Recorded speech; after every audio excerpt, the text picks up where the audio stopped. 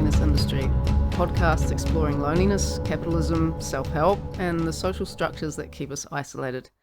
This is a space that doesn't just assume you did something wrong because you feel lonely, or ask you to run a post-mortem on everything you've ever said or done to figure out why you might be to blame. Here we use philosophy, sociology, and psychology to analyse the societal bullshit that parades as wisdom and serves to keep you cut off from community. Most podcasts on loneliness will focus on what capitalism always focuses on, the individual. They assume that the problem is in you, so you can fix your loneliness by figuring out what you did wrong and doing the right things instead. Like you're the only causal element in the world, or some all-powerful hero that just needs to know in what direction they should fly. And if you're here, it's slightly because you tried that already and you know it doesn't work.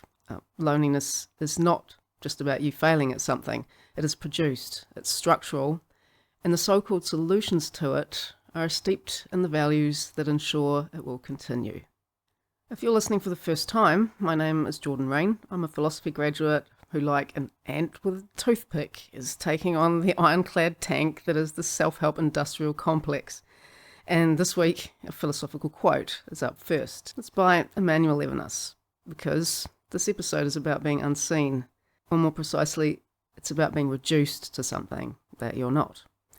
And when you hear it, remember, for me, you are the other, and for you, I am. So here it goes. The other, that is, the other person, escapes all totality.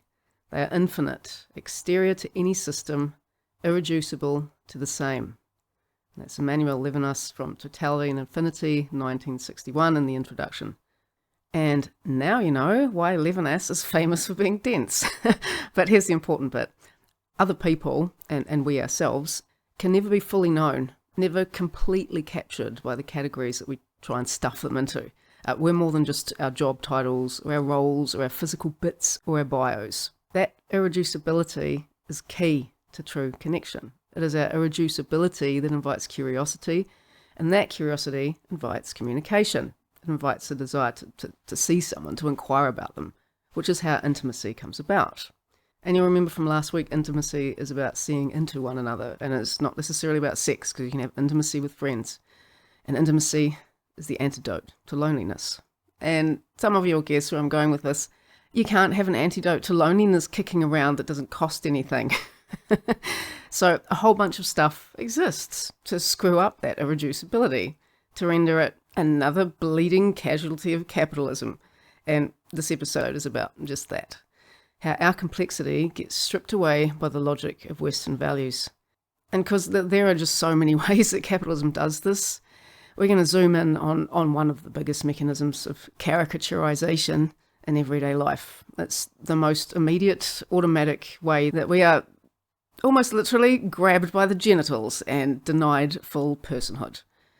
And you'd think we'd feel that kind of grip too, right? That hurts, but often we don't. And yet, that particular personal depth buster is also the most crucial in terms of generating profit. And that includes the self-help and spiritual but not religious markets. It is a mechanism called heteronormativity, which I'll explain in a minute.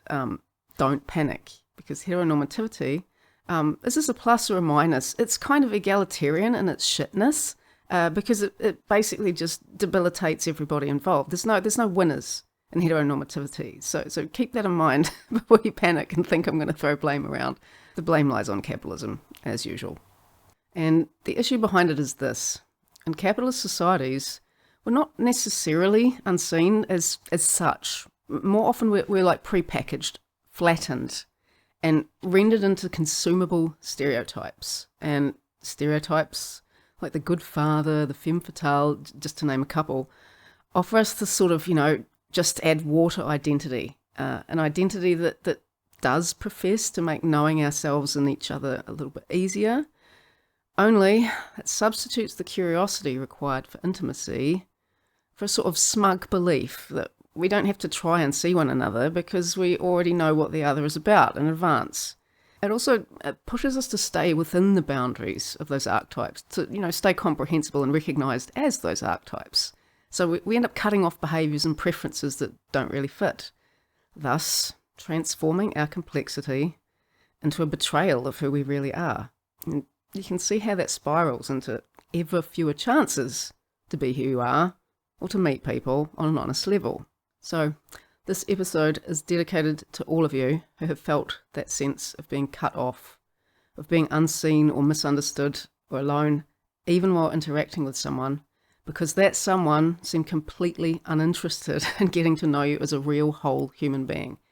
And maybe you sensed they were talking past you or talking to that pre-packaged idea of who they thought you were, sort of somewhere slightly to the left or right of you.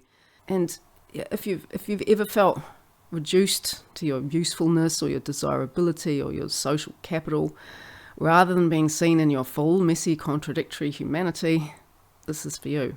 And if you've ever been written off or judged before you've even had the chance to speak, this is for you too. Now, before I define this obscure word, heteronormativity, I want to do a bit of a thought experiment with you. And it doesn't hinge on heteronormativity. It hinges on another way in which we tell people who they are. A very famous, crappy, and obvious way that we do this. So I want you to imagine that you're a doctor.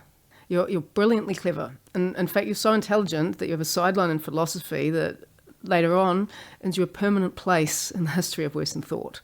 So, you're this outrageously clever person and you've started to get invited to fancy parties with other well-known and important personalities. Now, a few people know your name, but less than a handful have actually met you in person. So, you're thinking this could be a good opportunity to meet some like-minded souls who are into philosophy. But the following thing keeps happening.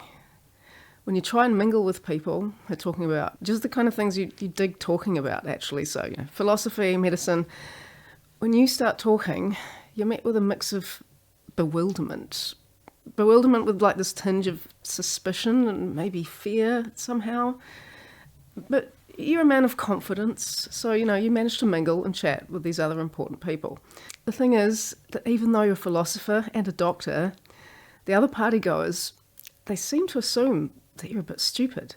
And they end up explaining really basic stuff to you, like you've got no clue, like who Immanuel Kant is or how to fold your tie. So you double down on showing what is, in fact, your deep, deep knowledge of phenomenology, among other things. And a few people, they'll sometimes say things like, wow, I am really surprised that you'd know something like that. But it's kind of a little bit over the top and somehow patronising. And others, they react to your quite obvious intellect with blank stares. And then they just carry on the conversation like you never said a thing. And here's the really, really bizarre thing, which a more stupidly optimistic person might call a plus side, but you don't see it that way. Everyone keeps assuming you're a really good runner. Even though you're pretty shit at it, right? Because you're a doctor, you read a lot of books, you don't have time for running. And quite unnervingly, this is the only topic of conversation where they do actually listen to you properly, even though you don't know a lot about it. But here's the thing. There are a lot of famous runners who have the same skin colour as you do. And this party, it's full of white people. Now, your name is Frantz Fanon, and even though this depiction is not taken directly from it, his book, Black Skin, White Masks, talks directly about this kind of experience, these moments of misrecognition, being seen through someone else's lens and trapped in it. These rob you of who you are. They don't even allow you to show who you are or counter others when they are telling you who you are. And even though this is an example of one of the worst ways in which we are prevented from being seen, I'm not equating heteronormativity with racism, because each kind of ism, sexism, racism, fatism, they all have their own particular weight and their own particular kind of violence. I'm using racism here because it offers an irrefutable example of the fact that we do tell people who they are before they even have a chance to say anything. In other words, the fact of racism shows that this flattening of others' characters into caricatures happens, and not only allows us to jump to wrong conclusions, but that this assumption that we know who others are is deeply unjust. Now, I'm using Fanon in particular because his work laid the foundation for showing just that, how this flattening and reduction occurs on many levels. like how the frames we're told to look through distort and limit the other, and how sometimes that conditioning is so strong we're not even capable of seeing it at all. The second reason I'm using Fanon is because racism is something that we know exists. It works on a bunch of false assumptions, and it's clearly really, really bad. Like, if that is not a no-brainer, please skip to the outro, or better yet, to the universal heat death, where all that is hideous in society truly will no longer matter. So heteronormativity is different from more open and obvious isms, in that it's harder to see. I mean, for a lot of people, being told that they are a certain way because of their sexual organs actually seems fine. Some even think that it's logical. I'll probably get comments saying that it is, and failing to see the limitations of it. The other thing is that heteronormativity is actually a lot more even-handed in its ability to render you unseen. Male or female, you're not going to escape. And if you identify as neither, like me, you're going to be rendered invisible and essentially incomprehensible. And more on how that occurs later on. So this means you, dear listener, regardless of your sex or gender, will be told who you are because of it. Others encountering you, they'll think they know a thing or two about your character just by looking at your physicality and before you even open your mouth. And this has to do with loneliness, because that habit, that structural act of let me tell you who you are, it breaks connection before it can begin. So when I meet you, I might assume that there's nothing interesting to see here because I think I already know who you are. So I'm not going to ask any questions. I'm not even going to be curious. Instead, I will assume. And if I'm a real ass, I might even get a kick out of making assertions about your character. Well, you stand there mutely with my club of other people who have the same blinders on as I do, so we can all chuckle about how correct we find ourselves. So, yeah. Hey, male person, you must be shit at reflecting on your inner world, so let me complain about that to other non-dudes and have a chuckle about your emotional ineptitude instead of trying to engage with you. And hey, female person, I know you're not likely to follow the logic of my argument that well, so I'll just wander off and talk to other non-female people. Pretty fucking antisocial, right? Also, definitely not very facilitative to me forming connections, or to you getting to have one. Hey everyone, I'm interrupting myself to make an announcement because I wanted to tell you guys something which I didn't remember to do in the middle of the video. Your comments have meant so much to me. It's, yeah, seriously, like reading your thoughts and reflections and questions. It's become one of the best parts of doing this, meeting the real people out there that, you know, that we all have something in common here. And here's the thing, I really wish I could reply to all of the comments, but the reality is I don't have enough hours in the day to reply to everyone. So, and that is going to go beyond the point of my getting over my concussion. So I wanted to let you guys know that if you would like to have a more direct line to me and support the podcast at the same time, you can join me on Patreon. Because even at the lowest tier, you're guaranteed a reply from me. And that space also allows for deeper conversations and bonus content and a community of listeners who care just as much as you do. And like, if you want to go for the higher tiers, we've got community activities like the Philosophy Club, where you get to suggest and vote on topics that we dive into together. If you're more of a YouTube person, though, the join button is coming very soon, so keep an eye out for that. But for now, come say hi to us at patreon.com/thelonelinessindustry, because I'd really love to see you there. On with the podcast. So finally, a definition. What is heteronormativity already? Well, one of its features is that it is deeply woven into everyday life. In capitalist culture, we often fail to see it. Heteronormativity describes the assumption that everyone is straight, there are only two genders, and that these genders are naturally inherently different and naturally inherently drawn to each other in fixed ways. Like whiteness, it functions as a quiet default, a cultural script that is so deeply embedded that it often goes unnamed. And like if I'm a femme-presenting person, you know, me personally, straightness will be presumed. And if I start crapping on about love and longing, everyone's going to assume that love and longing object is male. So heteronormativity doesn't just tell me who I am, but who I'm supposed to want. And if I don't fit, It won't be the system that's questioned. It will be me that's made to feel wrong. Now, our culture, capitalism, along with colonialism and patriarchy, that have an obsession with categorising people in order to make judgments about them. In fact, in any system that benefits from your being easy to label, restrict, control and market, loves categories. And Fanon laid the foundation for looking at how this "let me tell you who you are" dynamic plays out on other axes too, like gender. He laid bare what happens when your character is assumed before you even open your mouth. Assumed not based on your values, your actions or your voice, but on how you look. Surprise, surprise! Capitalism, especially shaped by Western colonial histories, is deeply obsessed with appearances. It trains us to read bodies like barcodes, quickly, reductively, and for our own convenience. So when I see you're a dude, I conclude certain things about your character.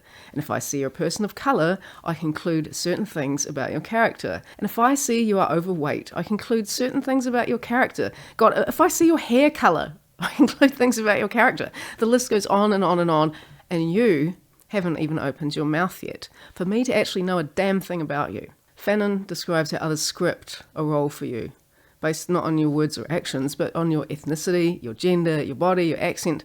Once that script is imposed on you, everything you say or do is interpreted solely through that lens. In Black Skin, White Masks, he explores what it means to live as a man of colour, to be seen not as a person, but as a construction, a projection, a symbol stitched together from other people's fears, fantasies, and ideologies. This is the logic that reduces a person to a pre-scripted role, that demands the body signify something simple and sortable. It is also at the heart of how patriarchy and heteronormativity function. Bellhooks, Audre Lorde, and Sarah Ahmed all extend this insight, showing how black women, queer people, trans folks, fat and disabled people are constantly being made legible in ways that erase or distort their selfhood. And remember, heteronormativity doesn't just reduce women to archetypes, it reduces men to archetypes too. As I said, it is far more even-handed in its ability to be really shit. Under heteronormativity, your body scripts your identity just as ruthlessly. Your genitals become a stand-in for your character, your emotional range, your ambitions, your sexuality and your fashion choices. The barcode gets scanned, the identity assigned, and deviation from that is treated as a malfunction, or worse, a betrayal. And like even attempts to correct or nuance these images that people have in their head, that just feeds back into it. You will have heard these sentences. Oh, she's not like other women, or wow, he's such a sensitive guy. Like these things are like remarkable exceptions to an otherwise fixed rule. And let me know if you've heard the sentence. It's a pet hate of mine. Have you heard this? That's the exception that proves the rule.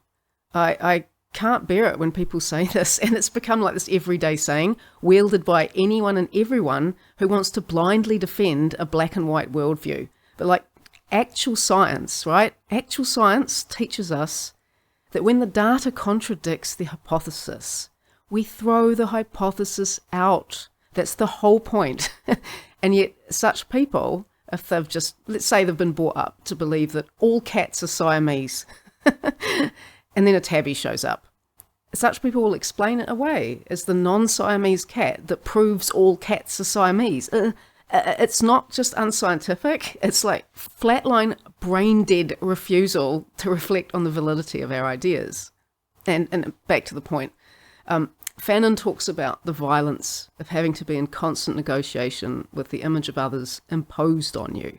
And Fanon talks about this. He was always being read, which led to him always defending, correcting, proving. It's not just tiring, it's dehumanizing. But back to the point, Fanon talks about the violence of having to be in constant negotiation with the image others impose on you. He wasn't allowed to just exist. He was always being read, which led to him always defending and correcting and proving, which is not just tiring, it's dehumanizing. And it's absurd. It's like being that tabby cat and everyone just ignoring the fact that you're not Siamese and waiting for you to do Siamese cat things and only acknowledging your existence when you finally do. At which point they shout in unison, "See, I told you, they're a Siamese." And it fits here to mention that Fanon uses the word overdetermined. You're not just misunderstood, you're pre-understood, already categorized before you've even had a chance to speak.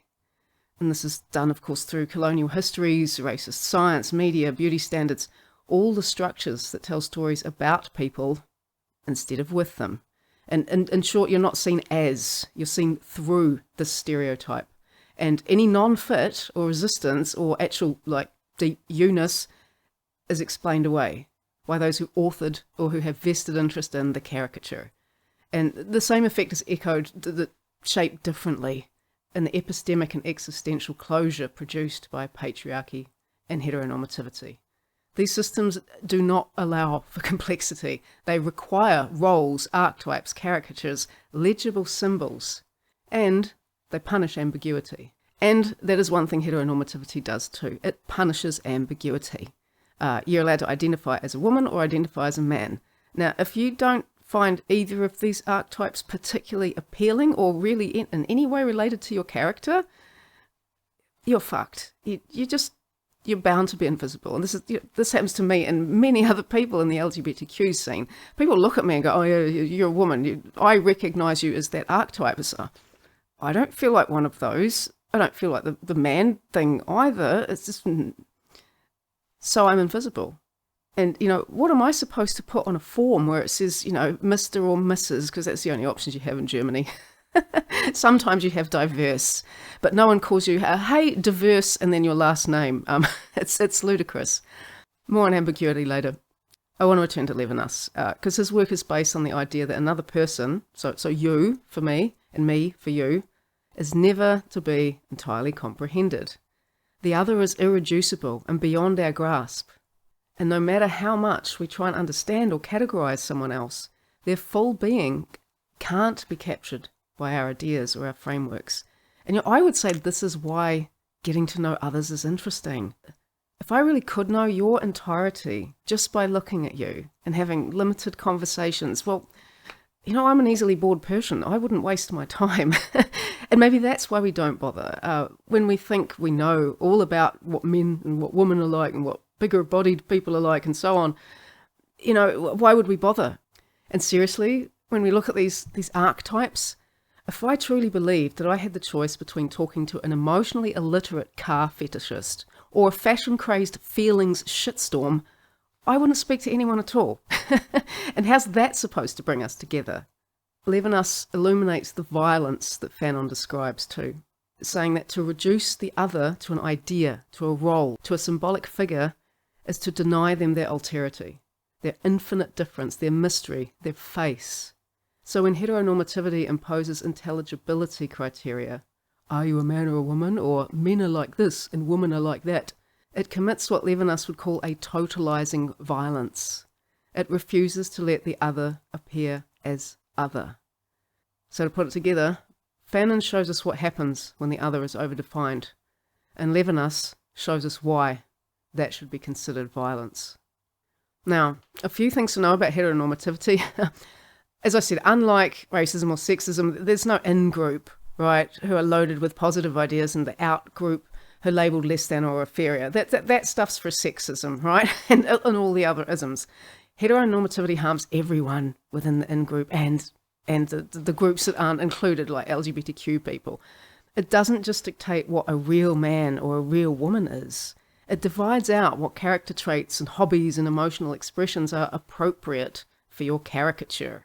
So if you want to be a real man, for fuck's sake, don't write love poetry with feelings and weakness and blah. We all know that what that does to intimacy. Yeah.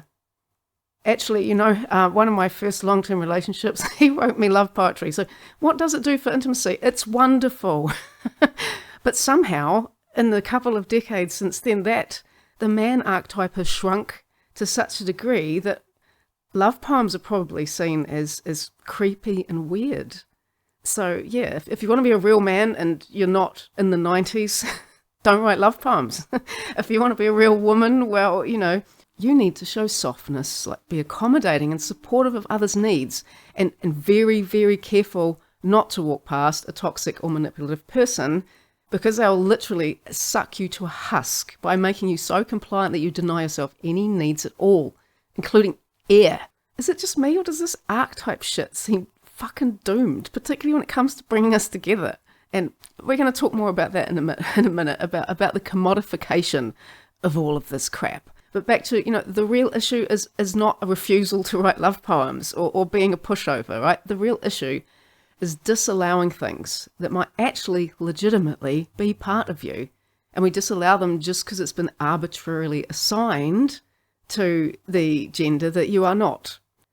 And, this kind of social conditioning, it also dissuades us from even trying to go out and find out who we are in terms of what we might like, right? It reduces even the possibility of wholeness. And in that sense, it can become a self-fulfilling prophecy as well. And it flattens us into these half beings. Well, some of us don't even get to be half beings. We end up ghosts instead, because the other genders are erased under heteronormativity. They're rendered what Butler calls incomprehensible. But, I do try not to lose track of the advantages of any capitalist value that we end up clinging to. And so here it is. According to psychology, this kind of stuff, racism, sexism, heteronormativity, fat phobia, ageism, they can be seen as something called schemas. And schemas are like mental shortcuts, right? And we use them to save time and cognitive energy, i.e. they're lazy, and to feel a little bit more in control of our wildly complex world. And they help us feel better about ourselves, in that they help us feel a bit superior about our ability to function and to know things. But psychology also shows us that schemas are very often wrong. And because of our built-in confirmation bias, we tend to toss out anything that challenges them, the exception that proves the rule. So yeah, schemas are unscientific too. And sociology and philosophy back this up, especially when it comes to gender. The gender schemas we carry are socially constructed, and we're trained from early on to fit into them. And I could do a whole podcast just on that. Maybe I will one day, but that's not the focus today. My focus here is on two things, right? How these reductions operate, which is by making us compliant in our own erasure. And secondly, their price, which is to rob us of ourselves and of each other. And before I continue into the next section about why heteronormativity is so strong in our culture, this needs to be said. Heteronormativity is not the fault of any individual, and nor should we fall into the trap of blaming one gender, because these restrictive and, frankly, unimaginative ways of understanding gender, they don't originate from us personally. We're born into a world where these ideas are everywhere. We're socialized into them, we're taught to repeat and mimic how they say things should work, and to accept them as truth, regardless of how poorly they fit us, of how much they limit our selfhood or how much harm they cause, simply because everyone else is doing the same. And the question to be answered really here is why? Why? And I mean, going beyond the simplistic explanations of psychology or these spurious pseudo-evolutionary arguments that seem to be part of one gender's kind of indoctrination process. I'm waiting on those. And as usual, I want to look at that why on a social and cultural level, and in terms of who profits from it. Because really, none of us do. And I've headed this section, why do we do this shit? Part of the reason is that this system is so deeply ingrained that most people don't stop to question where the stereotypes come from, or whether or not they actually serve us or something more sinister. The questions have been left to philosophers and us queer folk to discuss amongst ourselves. Now, the options, what I mean by that is what we do with all this, the options have been left to the marketers. Now, I'm going to start with the philosophy side and then move into the marketing part. The marketing part's probably more funny, but I want to talk about one of my very favourite philosophers, Judith Butler, and she talks about identity as a performed norm. So this is about how heteronormativity impacts the ways you will rob yourself of yourself by acting out a role in order to connect. In Gender Trouble and Bodies That Matter, both published in the 90s, Judith Butler famously argues that gender is not a stable identity, but something repeated, enforced, and regulated. Gender norms are not chosen freely, but rather compelled by societal sanction and taboo. And, I'm old enough to have seen how they changed, because in the 90s I found someone writing me love poetry incredibly romantic. And maybe I would find it creepy and weird now, because I'm subject to all of these forces too, and they impact how we see these things. So Butler, she talks about scripts, and they arise from what she straightforwardly terms stereotypes, right? Stereotypes like the coloured man as danger, and women are for fucking, and queer people are deviant, just to name a few, right? And they become a normative script. And she says these must be performed in order to be recognisable within the social order. And this idea is a little bit like the cat analogy, right? If we really think all cats are Siamese, those tabby cats, they're going to have to act Siamese, or they're going to be ignored and go unfed because no one wants to see something that contradicts their running theory.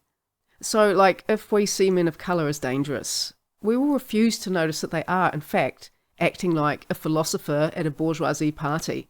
And when they suddenly do confirm our preconceptions, like if Fanon had just sworn horribly at someone for being dicks, or like started sprinting, just doing laps around the room, then everyone would immediately be, wow, yeah, and their prejudgments would be confirmed, and they'd get to feel smug about themselves and say, see, I told you that's what they're like. And so what Butler is getting at is that in order to be seen at all, we will perform, even when that performance makes us look like a total fucking cliche. And, I can speak to that example from the, woman are for fucking performance as well, right?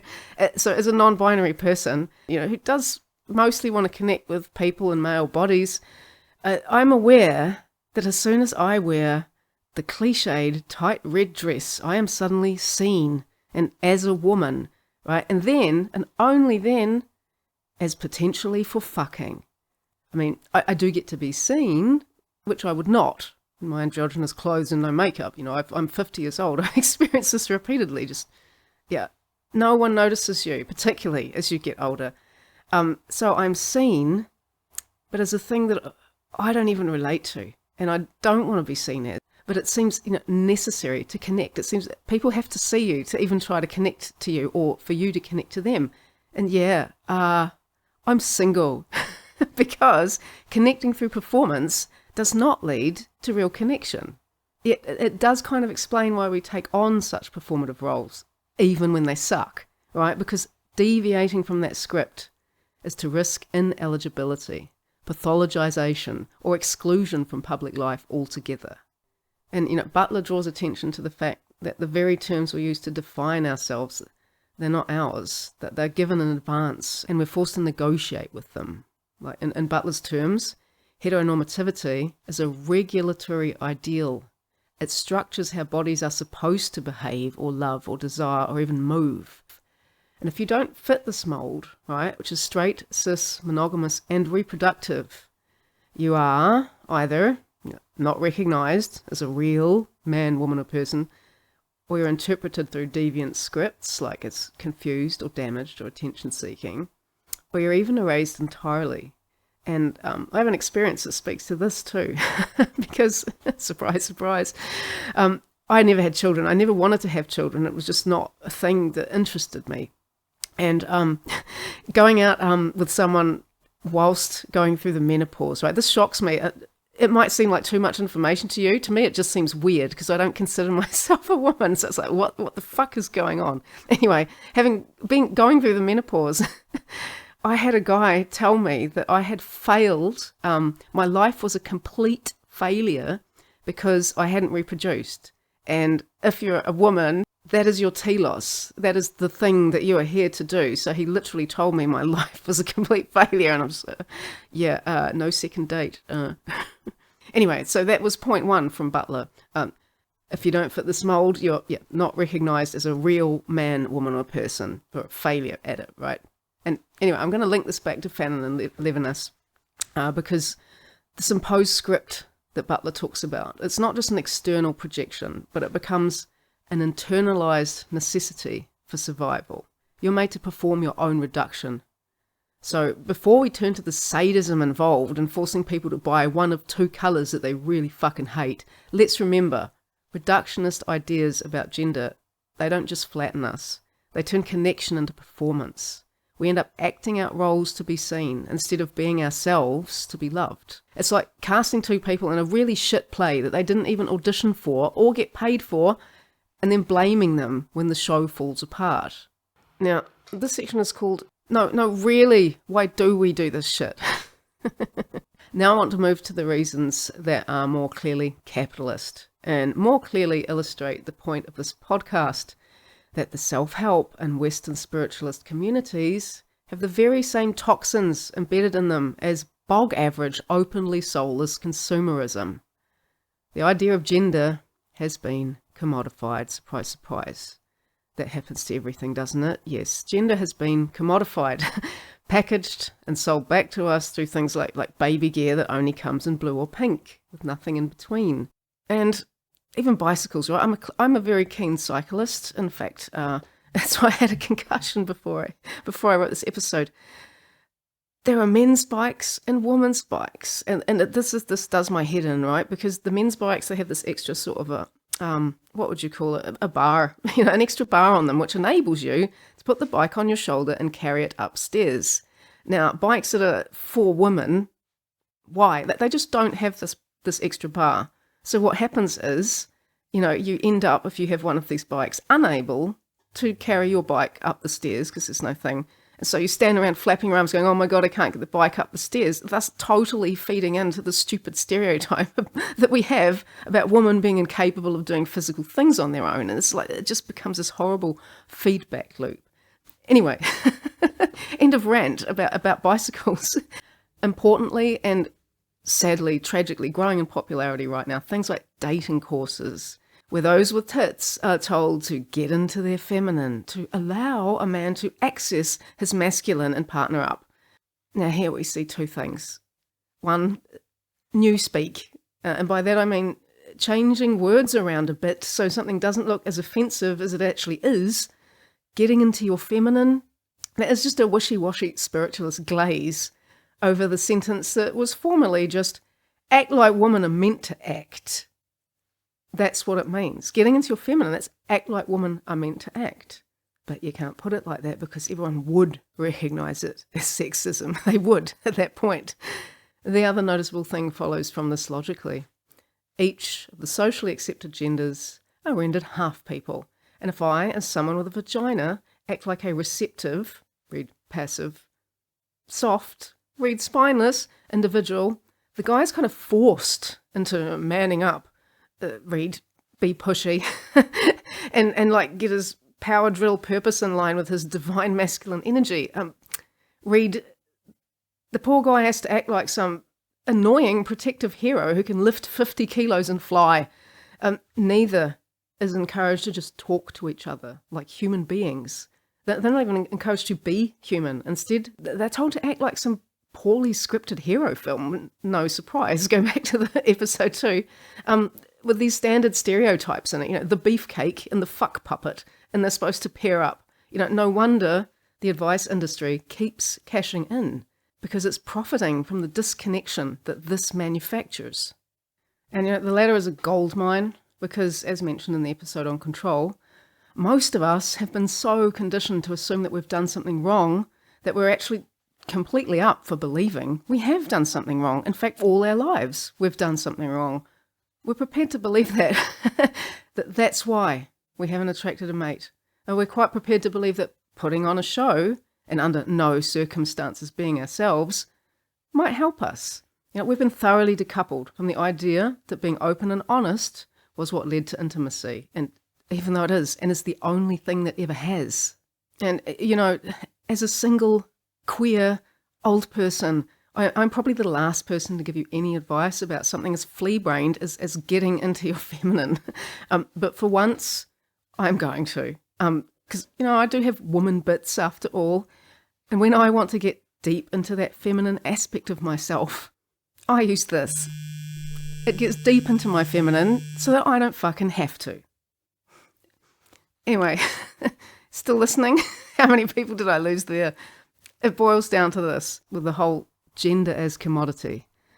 We're being told to be a certain way, a way that those selling us those books or courses can teach us. Like society hasn't already done enough of a number on us already, teaching us how we're supposed to be. And we are, yet again, being told to blame ourselves, shame ourselves, and act in certain ways that are not us in order to be worthy of connection. We are being told that we are unworthy of connection if we are just ourselves. Now, Levinas calls it violence when we do not recognise another's depth and infinitude. What level of violence does it become when we are punished for that depth and infinitude? We're being sold the idea that in order to find connection and intimacy, we need to do a performance. And that performance is cutting off parts of ourselves that we have been told do not match our required performance of gender. In order to attract someone that is cutting off the parts of themselves that we are allowed to embody, what are you going to have in common with each other? That these two half people come together in a sort of a crippled way, with each of them doing their own little dance in a corner and never really connecting over anything. And, you know, I do know one thing. I'm expecting lots of haters on this episode. I'm feeling pretty successful at the moment because I've had my first haters. There's one, he's totally obsessed. So, hello, obsessed hater. You make me feel successful. Anyway, I'm probably going to get haters for this episode who want to inform me that men and women are inherently different. And, you know, if I can be asked, I will dutifully point out several things, such as the fact that sex and gender are two different things. And yes, my pink bits are female pink bits that are different from male pink bits, but that does not stop me from liking power drills and knives. And here I want to quickly mention John Searle. He talks about two kinds of facts. He distinguishes between them. Brute facts, they're objective physical realities that exist independently of human beliefs, like water boiling at 100 degrees Celsius, and institutional facts that depend on human agreements, rules, or institutions for their existence, like this paper is a piece of money and it's worth something. So if we take Searle's view, while sex can be seen as a brute fact grounded in biology, gender is an institutional fact, a socially constructed reality that exists only because people collectively accept and act as if it does. So what stops me from liking knives and power drills is not my vagina, is the socially constructed idea that I shouldn't. Gender is not sex. Gender is the part we learn. And God, some learn it so well. They learn it so well that just like a German who has memorised all of the rules on where your dog is not allowed to piss, they will vehemently repeat said rules to anyone who doesn't look likely to obey them. And to anticipate the usual spurious evolutionary biology arguments, not all cultures buy into this rigid binary idea of gender at all. Take the Bugis people of Indonesia, and I don't know if I'm pronouncing that right. Anyway, they recognise 5 genders. 5! I mean, you've got the men and the women, sure, but you've also got Kalabai, Kalalai, and Bisu. Genders that don't fit into Western male-female boxes at all. So, if you think biology is dictating a neat binary division of labour, ask yourself, what do these 5 genders do? Right? Are they all shoehorned into men's work and women's work? Nope.